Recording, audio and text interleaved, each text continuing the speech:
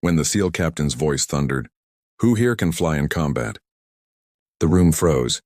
47 candidates stared, unsure, but one woman stood still, calm, silent. While medals flashed on others' chests, she held nothing but a broken watch and a memory of war. What she said next would decide who lived and who was left behind. The fluorescent lights hummed above Sarah's head. The sound was thin, metallic, like a wire ready to snap. 47 pilots stood in the sterile briefing room. Boots shuffled against the polished floor, but Sarah did not move. On her wrist, hidden under her sleeve, was a broken watch. The glass was cracked. The hands were stuck at Oro 214. It had stopped 3 years ago in Afghanistan, on the day she learned that sometimes survival felt heavier than death. Captain Rodriguez entered the room. His presence was like a weight pressing down on their chests. 23 years of combat clung to his shoulders. His eyes scanned them one by one, slicing through confidence, exposing weakness. Sarah kept her gaze level. She had flown Apaches in firestorms through dust so thick it erased the horizon. She had pulled soldiers out from hell. Yet here in this room, she felt the same silence she had felt when the watch stopped ticking. Rodriguez outlined Operation Nightfall, a program whispered about in hangars and bars. Only 2% ever made it here. Less than 1% walked out chosen. Then came the question. His voice sharp. "Who here can fly in combat?" Hands rose, dozens. Men and women with medals, scars, and certainty. Sarah's hand stayed at her sides. The broken watch pressed cold against her wrist. She did not move. Rodriguez's eyes lingered on her. Approval? Judgment? She couldn't tell. The silence stretched long, like the desert road she once walked with empty fuel cans under the Afghan sun. The first candidate stepped forward, voice strong, telling a story of missiles, canyons, and victory. More followed. Tales of survival, courage, precision, the kind of stories that got written into reports decorated with ribbons. Sarah listened. Every word polished, but something was missing. A thread of truth. She could feel Rodriguez was searching for it, and the room had not yet given it. When her turn came, she spoke of the night she turned back. When she had aborted a mission in a storm because the risk wasn't the enemy. It was her wingman's youth, the empty compound, the lies of faulty intelligence. The room froze. Some thought she had confessed weakness, but Rodriguez leaned in, eyes sharp, as if he had finally heard the sound he was waiting for. And then he smiled. For the first time that morning. "Outstanding, Captain Mitchell." But before Sarah could breathe, his tone changed, hard as steel. Those who raised their hands stepped forward. "You'll face your first elimination tonight." The broken watch ticked in her memory, and Sarah realized this was not the test. This was the trap. The emergency lights flickered red.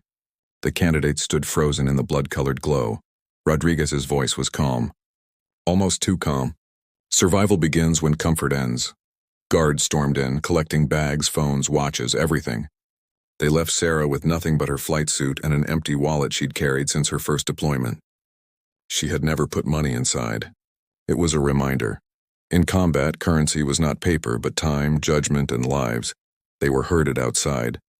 The Nevada night was vast, the desert air sharp with dust. A convoy of trucks waited, engines rumbling. Sarah climbed in with the others, the wallet pressed against her thigh. The ride was silent except for the rattle of metal. Faces once confident now looked pale. Even decorated pilots shifted uneasily. Sarah studied their eyes. Some darted with calculation. Some narrowed with pride. Few held still. The convoy stopped at a fenced compound. Inside were simulators Sarah had never seen before. Machines that hummed like they were alive, with screens displaying code that seemed years ahead of current tech. Dr. Elizabeth Chen greeted them, her Air Force insignia glittering under the harsh lights. She spoke of failure, adaptation, and psychological breaking points. "We will not measure your victories. We will measure how you process defeat." One by one, candidates disappeared into the pods. Some stumbled out sweating. Others emerged pale, their hands trembling. A few did not return at all. When Sarah's turn came, she stepped into the pod. The door shut with a hiss. The cockpit was foreign. Controls glowed with symbols she couldn't read. Data poured across her visor faster than thought. The mission began. Mountains, clouds, enemy fire. Systems failed in chains. Warning screamed. She tightened her grip. "Don't chase the impossible. She let some failures collapse. Preserved fuel, sacrificed altitude, chose survival over success. At the end, she had lost the mission, but she had preserved enough to fight another day. The pod opened. She stepped out, sweat cold on her skin. Rodriguez watched from the shadows, unreadable. 3 days later, only 7 of the original 47 remained. Rodriguez entered with a woman beside him. Colonel Harrison, the architect of Operation Nightfall. You've proven you can fail with wisdom, she said. Now you will learn to lead when failure means death. Sarah's wallet was still empty. And now, so were her options. The dog tags were cold against Sarah's palm. Names she didn't know. Blood types. Service numbers. Nothing else. Colonel Harrison's voice was steady. They belong to people who may not make it to sunrise without you. No map. No slide deck. Just a steel case and the hum of fluorescent lights. Rodriguez stood to the side, arms crossed. He watched the group the way a storm studies rooftops. You will plan with what you have, he said. Which is almost nothing. A screen lit the wall. Grainy drone footage. A cluster of buildings near a ridge that looked like a spine jutting out of the earth. Wind tore dust from the slope and smeared it across the camera like finger paint. Harrison pointed with a pen. We have indications of a detention site here. Signals are intermittent. Weather is hostile. The terrain is worse. If the tags match the detainees, there are 7 inside. The number pressed into Sarah's chest. 7. She thought of the empty wallet. You can't buy time. You can only trade it. She studied the frame. Old mud walls. Narrow alleys. A courtyard with a broken truck frozen beside a well. The shadow of a tower that might be a watch post. Or a memory of one. Rodriguez spoke softly now. Nightfall assets are unique. The aircraft will do what you ask. But it will also magnify your smallest mistake. You will want it to save you. It won't. Only your judgment will. They moved into a small planning room with a table scarred by past decisions. Sarah spread the printed stills that Intel had managed to capture. The others gathered close. Martinez. Park.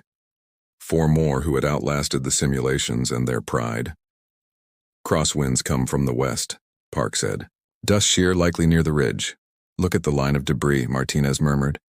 Prevailing traffic in and out uses this alley. Hidden trench here, Sarah listened, asked no leading questions. When she finally spoke, the room settled. Ingress low east to west, she said. We ride the dark seam along the ridge. No direct hover over the target. We land short behind the broken truck.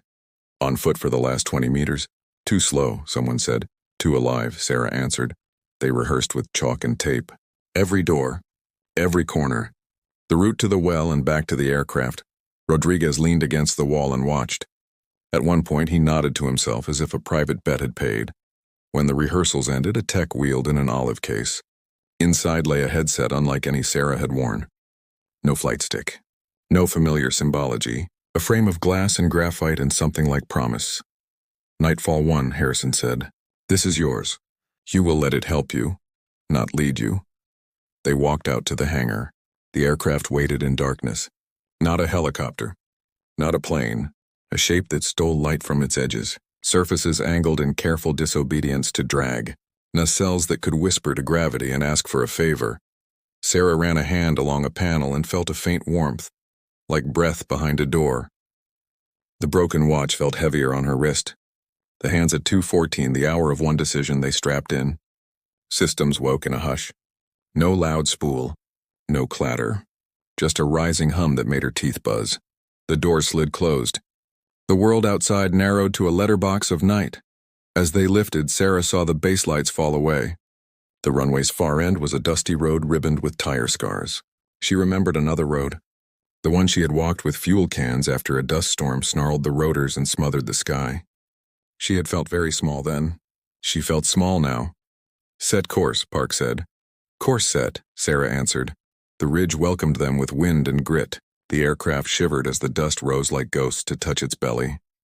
Ground clutter spiking, Park said. It's like the mountains throwing knives. A warning ringed the cockpit with a thin white halo. Not a tone. A presence. They dipped along the seam of black and darker black.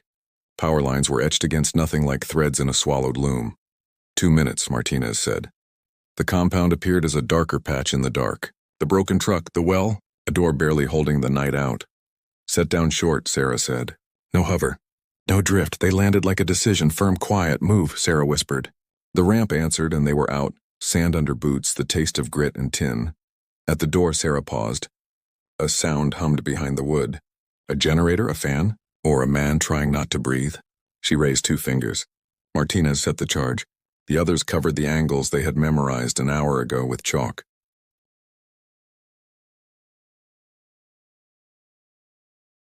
The charge flicked and the door yielded. Inside was a narrow corridor and a smell of metal. Chains, old water, fear. They cleared left. Cleared right. A small room with a cot. Another with a jug and a prayer rug. The third room held 7 figures with hoods. Park's voice was not quite steady. 7. Sarah counted tags from her pocket and matched them to wrists.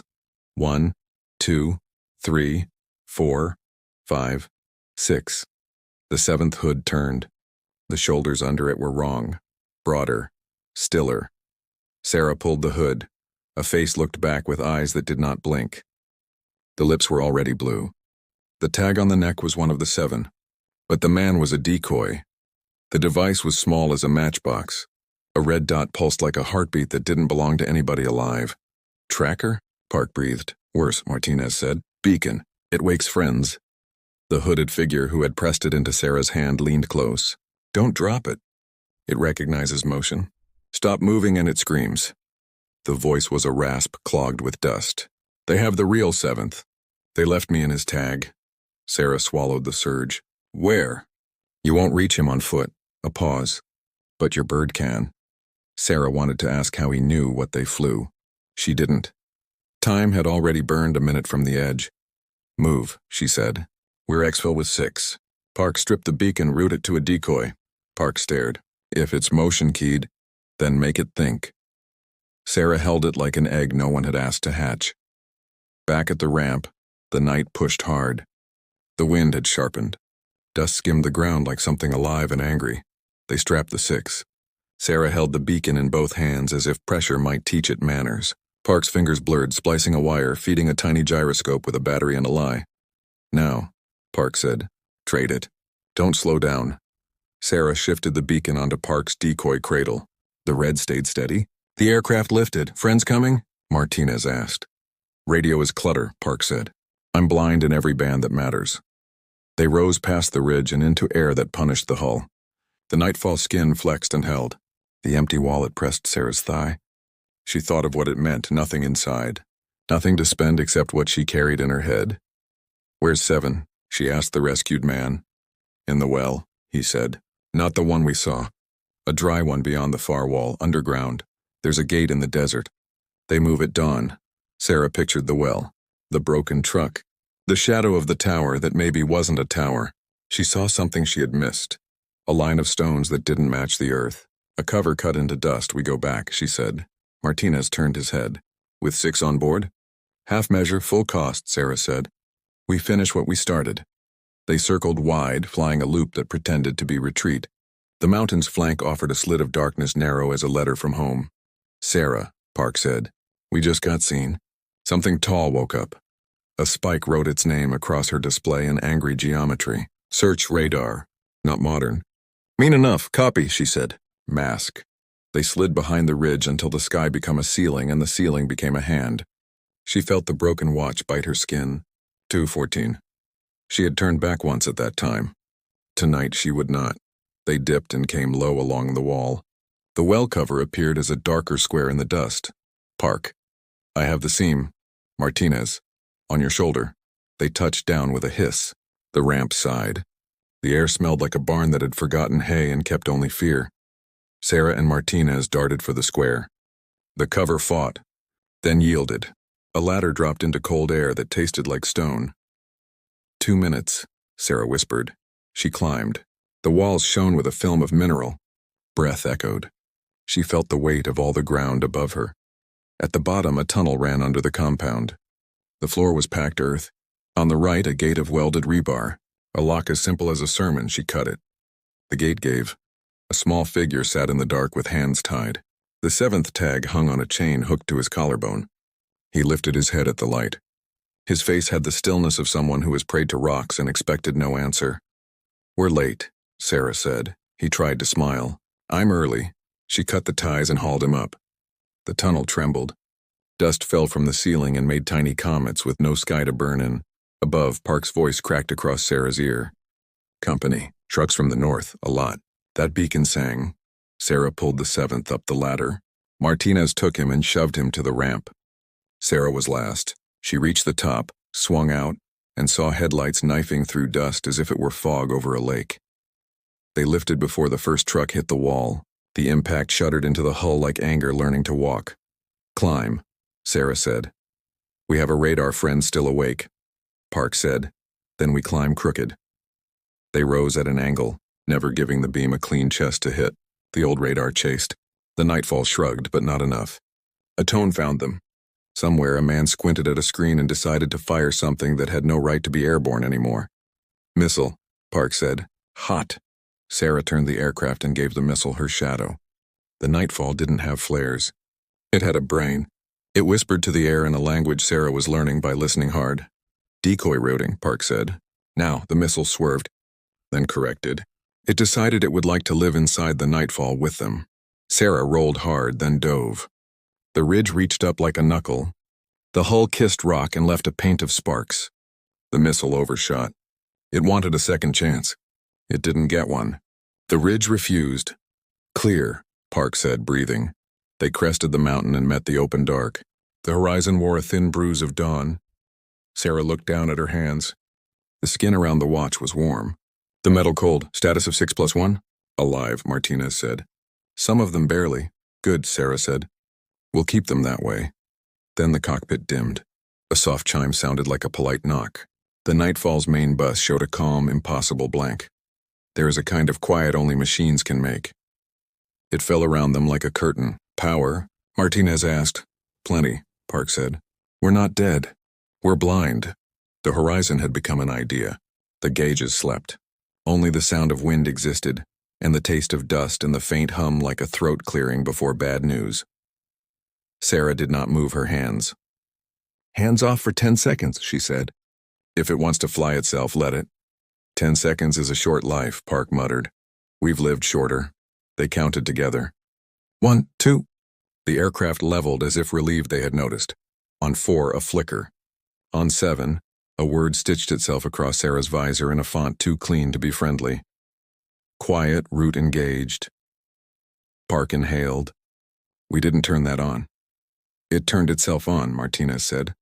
"Like a shepherd."